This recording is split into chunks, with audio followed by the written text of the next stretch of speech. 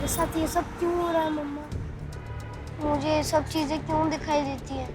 क्या ये दिन का सपना है?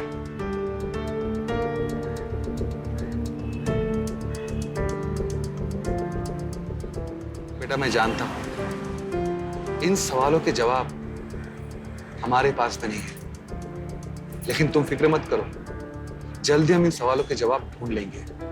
कब पापा? सिर्फ मुझे ये सब क्यों दिखाई देता है, किसी और को क्यों नहीं? क्योंकि तुम कान्हा जी के स्पेशल बच्चे हो। और बेटा कृष, मुझे तो ऐसा लगता है कि कान्हा जी ने तुम्हें इस धरती पर किसी जरूरी काम को पूरा करने के लिए भेजा है। सच में? हाँ बेटा, इसलिए जो तुमको दिखता है वो किसी और को नहीं दिखता। मम्मा आप रोक क्यों रहे हो? अभी अभी तो पापा ने कहा मैं कान्हा जी का स्पेशल बच्चा हूँ और उन्होंने मुझे अर्थ पर उनके किसी इम्पोर्टेंट काम के लिए भेजा है। अच्छा मैं 1 मिनट में वापस आ जाऊंगा, क्योंकि कान्हा जी ने मुझे सिलेक्ट किया है, उन्हें थैंक यू बोलने तो जाना पड़ेगा। ओके? हाँ, मैं आती हूँ तुम्हारे साथ। अरे माँ मैं 2 मिनट में जाकर आ भी जाऊंगा। ठीक है बेटा, जल्दी से आ जाना। Okay bye. क्रिस मेरी बात। जाने दो उसे। अरे आपने उसे अकेले क्यों जाने दिया? जाने दो उसे। अपने डर और शंकाओं से उसे डराना ठीक नहीं। वो कौशल्या सोच भी कैसे सकती है कि हमारा क्रिश उसका मरा हुआ बेटा अविनाश है? हमें यहाँ आना ही नहीं चाहिए था। मैं आपसे पहले ही कह रही थी। देखिए हम ना हमारे क्रिश को किसी को दिखाने ले चलेंगे। मुझे बहुत डर लग रहा है। ऐसा लगता है जैसे उस पर किसी ने जादू टोना कर दिया। कहीं उस कौशल्या की बुरी नजर तो उस पर। हे भगवान, कब और कैसे कौशल्या ने अपनी मनहूस नजर मेरे बच्चे पर डाल दिया समझ में नहीं आता। कान्हा जी मेरे बच्चे की रक्षा करना, मेरे बच्चे की रक्षा करना। ये तुम कैसी बातें कर रही हो? अंधविश्वास को अपने आप पर इतना हावी मत होने दो कि सही और गलत के बीच का फर्क नजर ना आए। और कृष के सामने ऐसी बातें मत करो सुधा, वो पहले ही परेशान है। कहीं डर गया तो हमारी मुश्किलें और बढ़ जाएगी। और कौशल्या जी के घर में भी तुम ओवर रिएक्ट कर रही थी। मैं ओवर रिएक्ट कर रही थी? वो मेरे बेटे को अपना बेटा समझ रही है और आप कह रहे हैं मैं ओवर रिएक्ट कर रही हूं। तो फिर मुझे एक बात बताइए, उन्होंने कृष की उम्र क्यों पूछी? क्यों पूछी उम्र? सुधा, कौशल्या जी की जगह अगर कोई भी होता तो भी वो यही सोचता। सब्र करो, धीरे धीरे समय के साथ वो भी समझ जाएगी कि ये सच नहीं है। और फिर क्रिश जो अनोखी बातें करता है उसके पीछे भी तो कोई कारण होगा। सुधा, मैंने तुम्हें पहले ही कहा है कि अगर तुम टेंशन में रहोगी तो क्रिश भी टेंशन में रहेगा। बेहतर यही होगा कि सब कुछ तुम कान्हा जी पर छोड़ दो। उनके मर्जी के बिना एक पत्ता भी नहीं हिलता। सुधा, मैं जानता हूं तुम बहुत ज्यादा टेंशन में हो, लेकिन फिर भी तुम्हें खुश रहना चाहिए। अगर तुम खुश नहीं रहोगी तो भला कृष कैसे खुश रहेगा? सुधा, जब सवालों के जवाब समझ में ना आए तो सब कुछ वक्त पर छोड़ देना ही बेहतर होता है।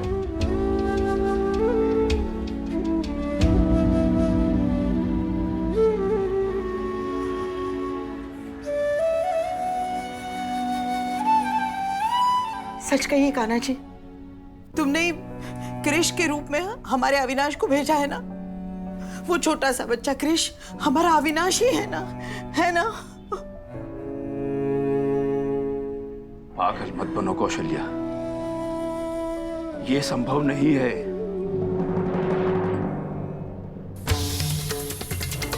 संभव नहीं है? संभव नहीं है तो फिर उस छोटे से बच्चे को हमारी हर बात कैसे पता? वो इस घर की छोटी छोटी बात को जानता है। वो आपको जानता है, वो मुझे जानता है, वो हमारी प्रगति को भी जानता है। उसे अविनाश के बारे में सब कुछ कैसे पता है? यहाँ तक कि अविनाश ने हमारी मदद के लिए पैसे रखे थे, वो कहाँ रखे थे वो भी वो जानता है। मुझे तो पूरा विश्वास है उसके रूप में मेरा अविनाश ही बोल रहा है। ये भी तो हो सकता है कि हमारे अविनाश के साथ जो कुछ भी बुरा हुआ, भगवान अब उसे न्याय दिलाना चाहते हो, इसीलिए कृष को अविनाश की वो तमाम बातें याद आ रही हो। या फिर यह भी तो हो सकता है कि कृष ही हमें उन तमाम सबूतों तक ले जाए जिनसे यह साबित हो सके कि हमारा बेटा निर्दोष था। कौशल्या, हमें तो खुश होना चाहिए कि 8 साल के बाद उम्मीद की एक किरण दिखाई दे रही है। हो सकता है कि इसी से यह पता चले कि हमारे बेटे के साथ जो साजिश हुई उसमें कौन कौन था और हमें फिर न्याय मिल सके। कौशल्या, देखो, ऐसी कोई उम्मीद मत पालना जिसके पूरा ना होने पर तुम्हें दुख हो, तुम दुखों के दलदल में धंसती चली जाओ, जहां से तुम बाहर ही ना निकल पाओ। माँ का आशीर्वाद कभी खाली नहीं जाता। मैंने कृष को लंबी उम्र का आशीर्वाद दिया है। आयुष्मान भव।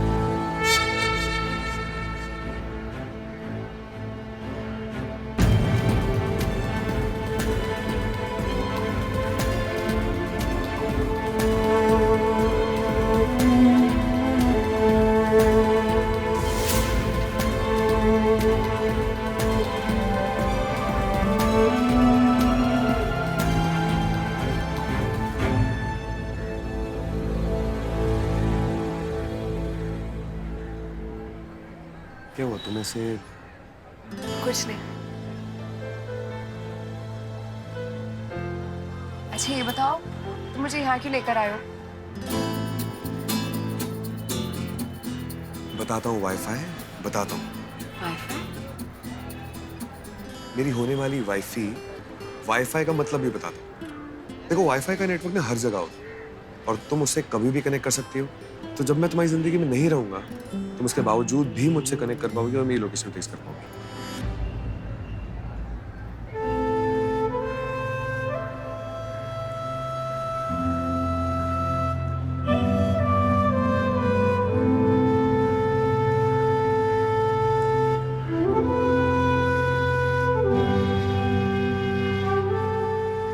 कैसी बातें कर रहे हो तुम? ऐसी बात मत किया करो, मुझे बिल्कुल अच्छी नहीं लगती। अच्छा, इतना प्यार करती हो मुझसे? वैसे मैं तो तुमसे बहुत प्यार करता हूँ। इतना प्यार करता हूँ कि तुम्हारी जिंदगी में रहूं ना, लेकिन हमेशा तुम्हारे पास हूं। तुम्हें कभी कुछ नहीं होने दूंगा। जान से बढ़कर हो तुम्हें।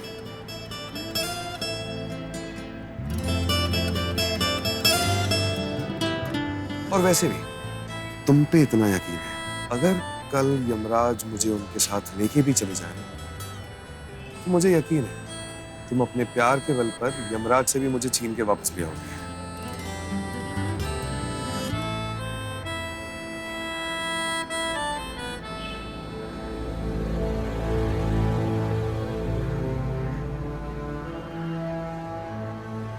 वैसे अगर इतना शर्माओगी तो आगे कैसे चलेगा?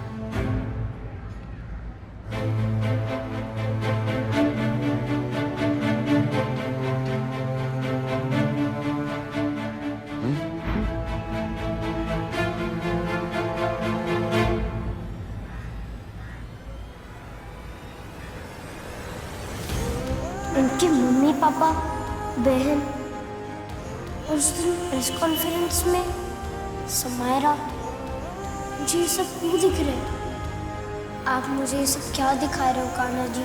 मुझे ये सब चीजें क्यों दिखाई दे रही हैं?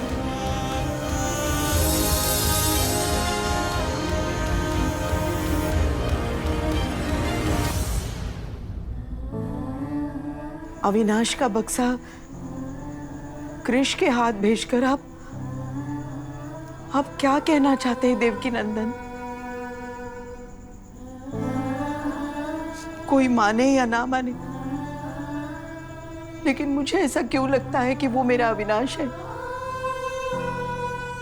अगर ऐसा नहीं है तो क्यों कृष को देखकर मेरे मन में वही ममता उमड़ती है जो मेरे अविनाश को देखकर मेरे मन में उमड़ती थी। मैं सुधा जी की तकलीफ समझ सकती हूँ, लेकिन ये नहीं समझ पा रही हूँ कि मैं क्या करूं। मैं भी तो एक माँ हूं।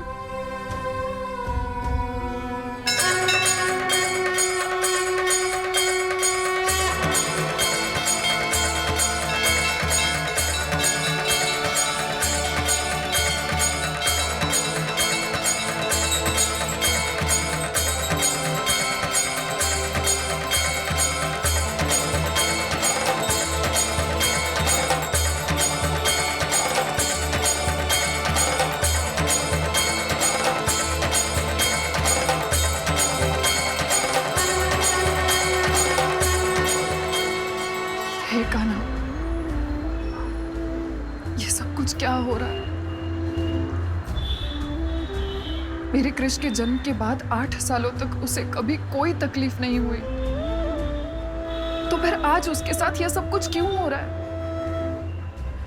और ये सब मेरे बेटे के साथ ही क्यों? क्यों कान्हा? क्या मेरी पूजा अर्चना में कभी कोई कमी रह गई? मुझे अब डर लगने लगा है। हे भगवान, अगर मेरे कृष से कभी कोई गलती हुई हो तो उसकी सजा मुझे दे देना, और उस पर अपनी कृपा दृष्टि बनाए रखना हमेशा।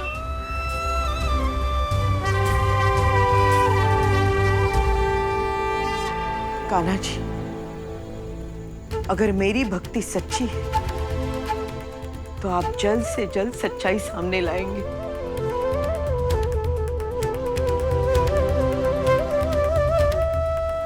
अगर मेरी प्रार्थनाओं में शक्ति है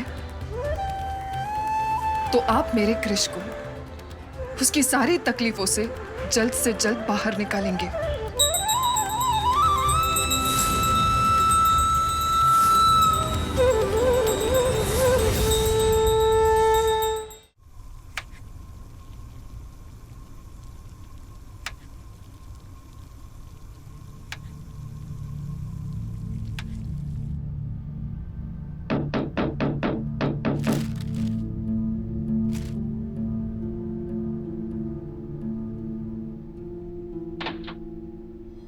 नमस्कार अंकल।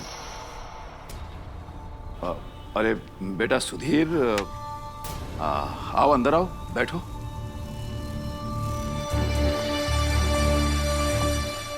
इतनी बार भगाया फिर भी पता नहीं क्यों बेइज्जत होने बार बार आता है।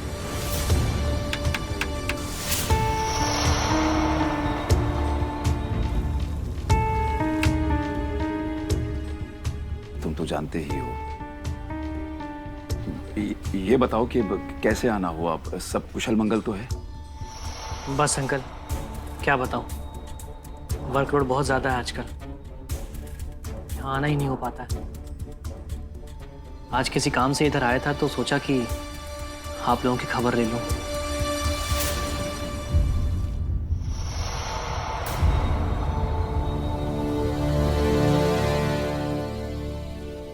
अंकल, कैसे हैं आप लोग? तुम्हें तो पता ही है बेटे कि अविनाश के जाने के बाद हमारे दिन किस तरह से गुजर रहे हैं। सारी खुशियां तो वो अपने साथ ले गया, हमारे हिस्से में तो अब केवल आंसू ही रह गए। अब होने को कौन टाल सकता है अंकल? जो होना था सो हो गया, लेकिन मैं हूं ना। अंकल, कितने बार मैंने आप लोगों से कहा है कि आपको कोई भी प्रॉब्लम होती है आप मुझे बेझिझक फोन कर सकते हैं, लेकिन आप लोग तो मुझे अपना बेटा मानते ही नहीं हैं। अंकल, बार बार मेरे रिक्वेस्ट करने के बाद भी आप लोग मुझसे पैसे क्यों नहीं लेते हैं? मुझे बाहर के लोगों से मालूम चलता है कि आप लोगों पर बेहिसाब कर चढ़ा हुआ है।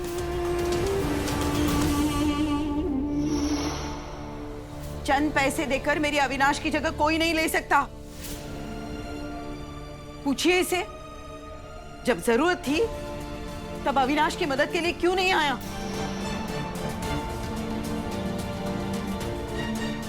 माफ करना बेटा, मैं अभी आया।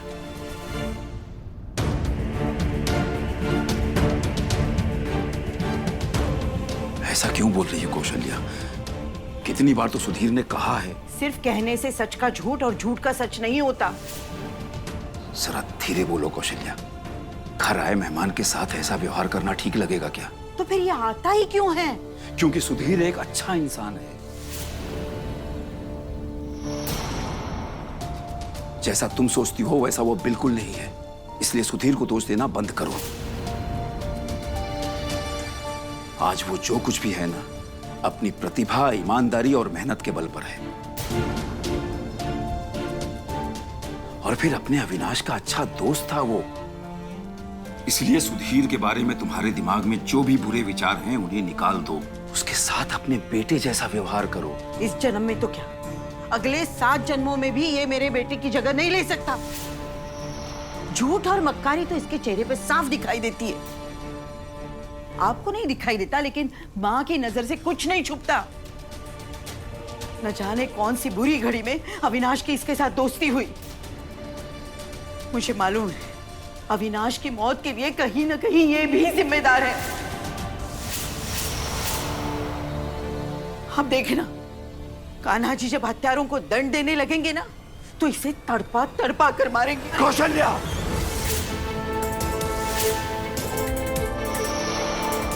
सुधीर को दोष देना बंद करो। अपनी मौत का जिम्मेदार अविनाश खुद था। अरे किसने कहा था उससे आत्महत्या करने के लिए? आत्महत्या कायर और बुज़दिल लोग किया करते हैं।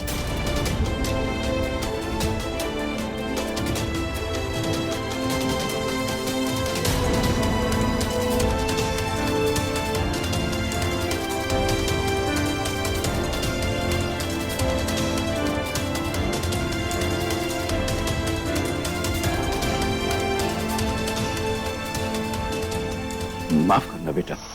कोई बात नहीं अंकल, पता नहीं क्यों आंटी मेरे बारे में उल्टा सीधा सोचती रहती है, लेकिन अंकल मुझे उनकी बात का कभी कोई बुरा नहीं लगता, क्योंकि मैं जानता हूँ कि वो एक बहुत बड़ी गलतफहमी का शिकार है और एक ना एक दिन वो गलतफहमी जरूर दूर हो जाएगी। अच्छा अंकल, मैं आपसे संपर्क करता रहूँगा, आप भी जब चाहे तब मुझे फोन कर सकते हैं। नमस्कार।